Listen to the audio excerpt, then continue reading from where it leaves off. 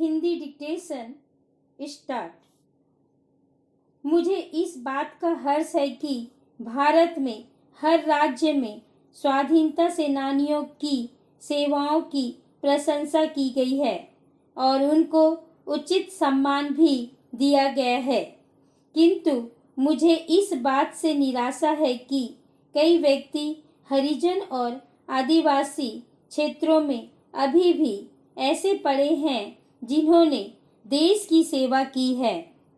यद्यपि वे लोग जेल में नहीं गए, तथापि उनकी सेवाओं से देश को बड़ा भारी लाभ हुआ है, परंतु उनको अभी तक किसी भी रूप में सहायता नहीं मिल सकी है।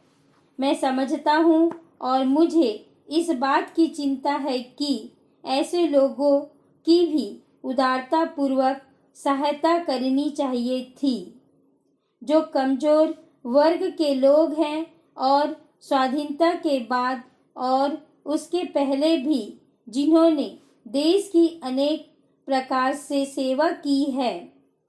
पैरा, दुनिया के अन्य देशों में अपनी भाषा के प्रति बड़ा प्रेम है। मानव का जीवन में भाषा के अलावा अन्य मामलों में भी एक दूसरे के साथ गहरा संबंध होता है। भाषा के अलावा अन्य मामलों में भी उन देशों में अन्य देशों के मुकाबले में ज्यादा एकता है। सरकार की तरफ से सभी लोग निश्चिंत हैं। वे कहते हैं कि हमारी तरफ से हो या आपकी तरफ से हो, इनकी तरफ से हो या उनकी तरफ से, चारों तरफ से जिनकी तरफ से भी यह प्रस्ताव आता है, सरकार की तरफ से उसमें कभी बाधा नहीं डाली जानी चाहिए। चारों ओर से हर्ष के साथ उसका समर्थन किया जाता है। उन विषयों में जिनके बारे में उनको पर्याप्त जानकारी नहीं है, उनमें से कुछ लोग भले ही सहमति व्यक्त न करें, लेकिन उनमें से अधिकतर लोग उनके लिए अपना समर्थन व्यक्त करेंगे।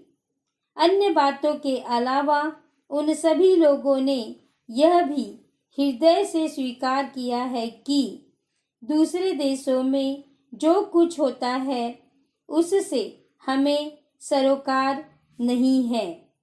देश का हित सर्वोपरि होना चाहिए। दूसरा विषय कोई भी हो, उस पर हम पूरी तरह से विचार कर सकते हैं। देश के जो भी नागरिक हो, उनकी ओर से सदा अन्य बातों के अलावा इस बात का प्रयास किया जाना चाहिए कि वे देश का हित सदा ध्यान में रखें। सरकार की तरफ से भी यह प्रयास होना चाहिए कि अन्य लोगों के साथ साथ सरकारी कर्मचारी भी इस बात का ख्याल रखें कि राष्ट्रीय संपत्ति का दुरुपयोग न हो और देश का हित सर्वोपरि हो।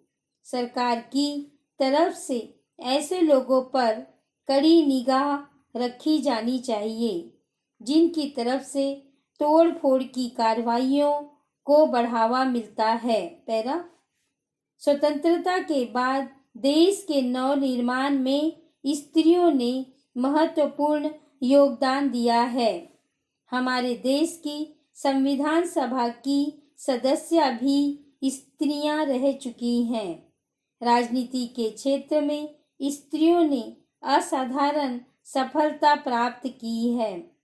आज भी अनेक प्रांतों में विधायकों के रूप में एवं संसद सदस्यों के रूप में उनकी महत्वपूर्ण भूमिका है। भारत जैसे विशाल देश ने एक सुयोग्य एवं कर्मठ स्त्री के नेतृत्व में भारी प्रगति की है।